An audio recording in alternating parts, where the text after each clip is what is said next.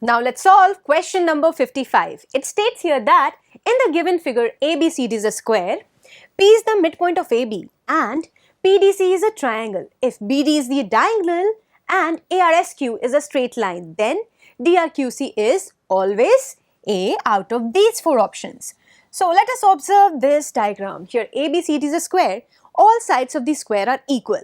Then here AD will be definitely equal to BC and this angle A is measuring 90 degrees as well as angle B is measuring 90 degrees because all angles of the square is measuring 90 degrees. Moreover, here P is provided as midpoint of AB, so AP is equal to PB. So now when you closely observe this triangle APD and this triangle BPC, these two triangles will be congruent.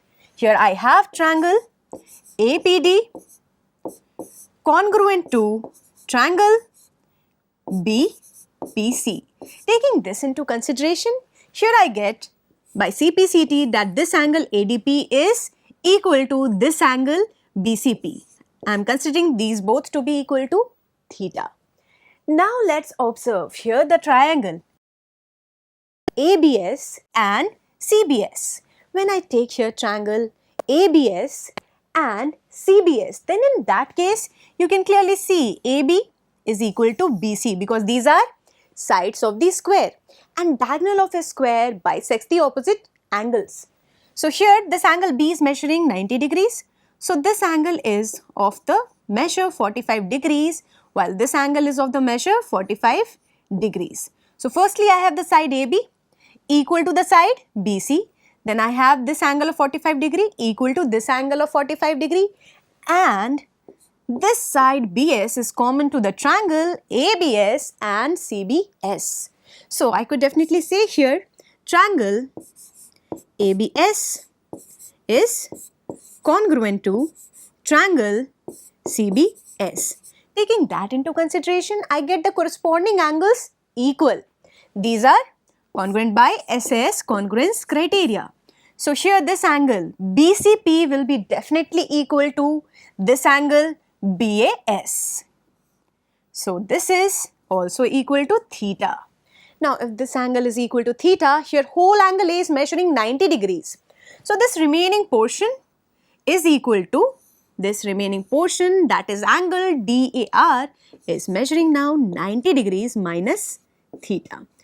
Now here we come to this triangle ARD. In triangle ARD, one of the angle is theta, other one is 90 degrees minus theta.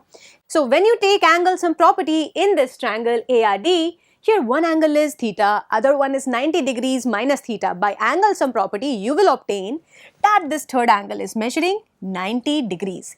If this angle is measuring 90 degrees, then you can observe angle ARD and DRQ, these are two linear pair angles.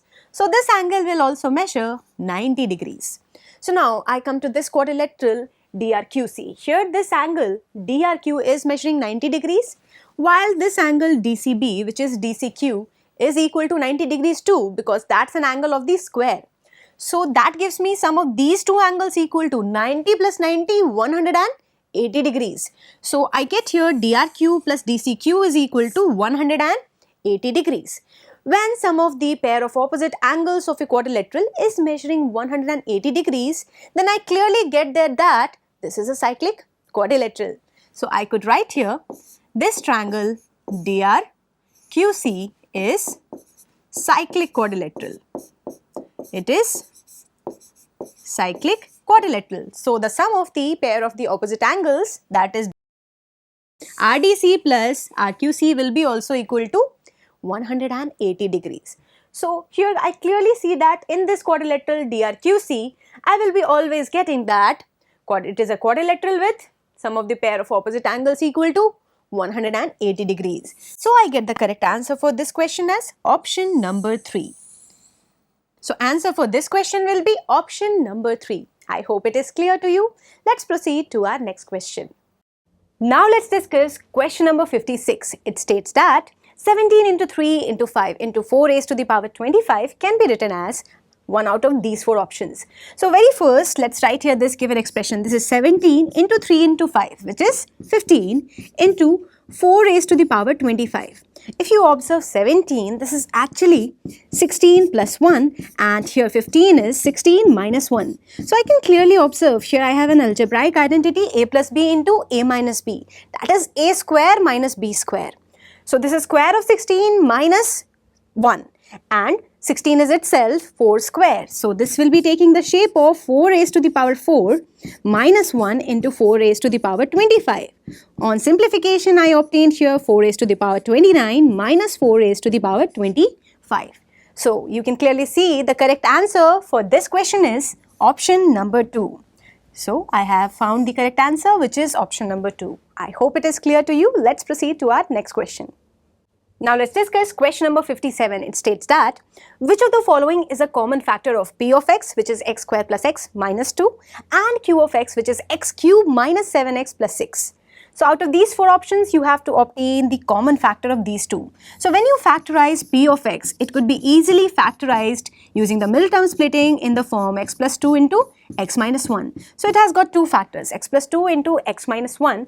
If I check out the common factor out of these two, you can clearly see that in q of x, when I substitute x as 1, I obtained here 1 minus 7 plus 6, which is equal to 0. So that clearly tells me that here x minus 1 is the common factor of these both. So here the common factor of p of x and q of x is option number 3. So I get here the correct answer as option number 3. I hope it is clear to you. Let's proceed to our next question.